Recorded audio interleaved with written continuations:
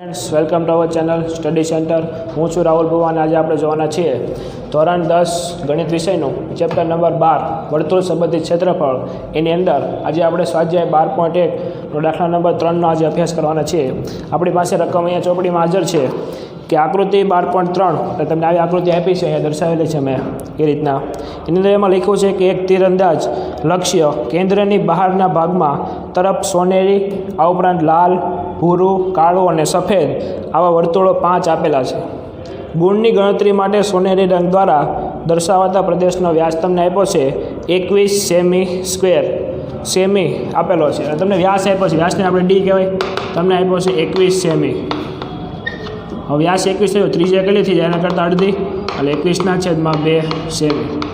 સોનેરી માટે તમને આપેલું છે, અંદરના વર્તુળ માટે લખી દેવાનું અહીંયા સોનેરી માટે। આ ઉપરાંત બીજું તમને અંદર શું આપ્યું છે તો કે દરેક ભાગની પહોળાઈ 10.5 સેમી છે, એટલે આ બધા વર્તુળની પહોળાઈ તમને આપેલી છે, કેટલી છે 10.5। આ ઉપરાંત બીજું શું કીધું છે તો દરેક 5 પ્રદેશ પ્રત્યે દરેકના ક્ષેત્રફળ શોધો, તમને એવું કીધું છે। એટલે દરેક આ વર્તુળ દેખાય એના આપણે ક્ષેત્રફળ મેળવવાના છે। તો નંબર 1ની વાત કરું સોનેરી માટે, તો સોનેરી માટે ત્રિજ્યા તમને આપી છે 21/2 સેમી। તો ક્ષેત્રફળ ગોતવું હોય સોનેરી માટે ખાલી, તો હું લખાય સૂત્ર તો કે વર્તુળનું ક્ષેત્રફળ બરાબર પાઈ આર સ્ક્વેર। પાઈની કિંમત 22/7 ગુણ્યા આર તમને આપ્યો છે 21/2, એટલે 21/2 ગુણ્યા 21/2, તો 7×3 = 21, આ ઉપરાંત 11×2 = 22। તો આ બધાનો ગુણાકાર કરશો તો આવશે તમારે 346.5 ક્ષેત્રફળ છે, એટલે સેમી સ્ક્વેર। આ કોનું મેળવું તો કે સોનેરી વર્તુળ માટે મેળવું।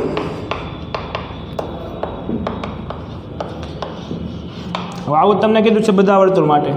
તો બીજું વર્તુળ છે લાલ રંગ માટે, તો બીજાની વાત કરું કે લાલ રંગ માટે। લાલ રંગ માટે વિદ્યાર્થી મિત્રો તો ત્રિજ્યા કેન્દ્રમાંથી મપાય, તો સોનેરીની ત્રિજ્યા કેટલી હતી 21/2, એટલે કેટલી 10.5 અને ભાગાકાર કરો 21/2 એટલે 10.5 સેમી। એટલે આટલું થઈ ગયું 10.5। તમને પહોળાઈ કેટલી આપી છે 10.5 બીજી। તો લાલ માટે ત્રિજ્યા શું થઈ ગઈ કેપિટલ આર, મોટા વર્તુળ માટે કેપિટલ આર, તો હું લખાય 10.5 + 10.5 એટલે કેટલું થઈ જાય 21 સેમી થઈ જાય। ડાયરેક્ટ હું અહીંયા લખું છું 21 સેમી। નાના વર્તુળની વાત કરું, અંદરનું માઇનસ કરવું પડે કારણ કે આપણે પટ્ટો જ ખાલી મેળવવાનો છે લાલ રંગનો। તો આખું વર્તુળમાંથી એટલું વર્તુળ બાદ કરજો તો ખાલી પટ્ટો મળી જાય સોનેરી લાલ રંગનો। તો નાના વર્તુળ માટે ત્રિજ્યા એને કહું સ્મોલ આર, તો એની ત્રિજ્યા આપણને ખબર છે 10.5 છે। તો લાલ રંગ માટે ક્ષેત્રફળ ગોતવું હોય, લાલ રંગ માટે ક્ષેત્રફળ, તો શું કરવાનું મોટા વર્તુળમાંથી નાના વર્તુળ બાદ કરી દેવાનું, એટલે મોટા વર્તુળનું ક્ષેત્રફળ માઇનસ શું કરવાનું નાના વર્તુળનું ક્ષેત્રફળ।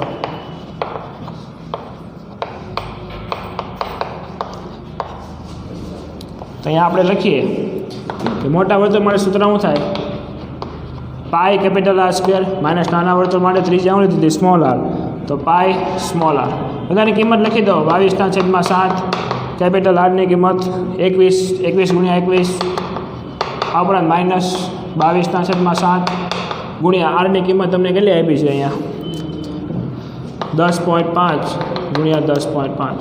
વિદ્યાર્થી મિત્રો આનો તમે ગુણાકારને સાદુરૂપ આપશો, જવાબ આવશે 1386 માઇનસ આનો જવાબ આપણે હમણાં કર્યો હતો 346.5। આ બંને બાદબાકી કરશો વિદ્યાર્થી મિત્રો 1039.5 સેમી સ્ક્વેર।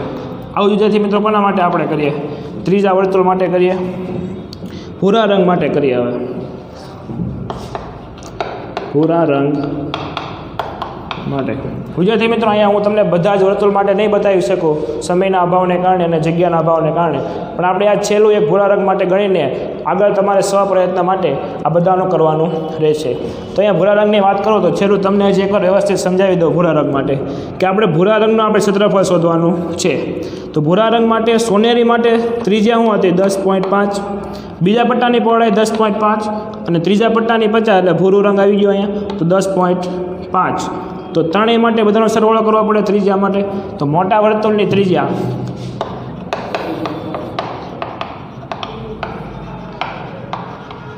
એને હું કહું કેપિટલ R, તો લખાય બધાનો સરવાળો એટલે 31.5 સેમી. ફરી એકવાર વિદ્યાર્થી મિત્રો આપણે જોઈએ શું કર્યું તો કે સોનેરી પ્લસ લાલ પટ્ટો પ્લસ ભૂરો પટ્ટો, એટલે જો આમાં 31.5 આ મોટા વર્તુળ માટે. હવે તમારે આ પટ્ટો શોધવો હોય ભૂરા રંગનો તો શું કરવું પડે? આટલું ક્ષેત્રફળ બાદ કરવું પડે. તો આની ત્રિજ્યા શું થાય નાના વર્તુળની? તો કે 10.5 અને 10.5, એટલે નાના વર્તુળની ત્રિજ્યા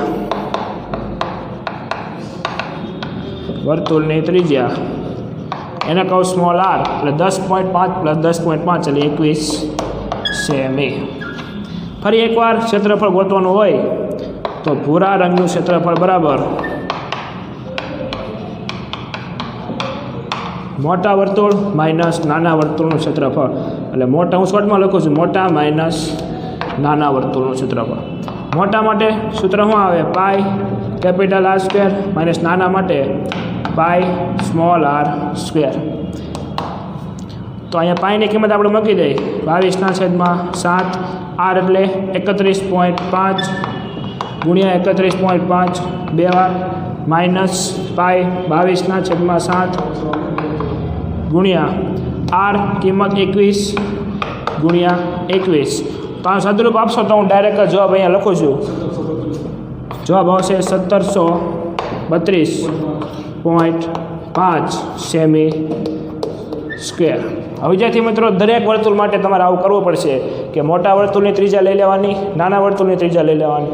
આ રીતે તમે આગળનું કાળું અને સફેદ રંગનું મેળવીને તમે મને કોમેન્ટની અંદર જવાબ જણાવજો. ખૂબ ખૂબ ધન્યવાદ. જો વિડીયો પસંદ આવે તો વિડીયોને લાઇક કરજો. અમારી ચેનલને સબસ્ક્રાઈબ કરવાનું ભૂલતા નહીં.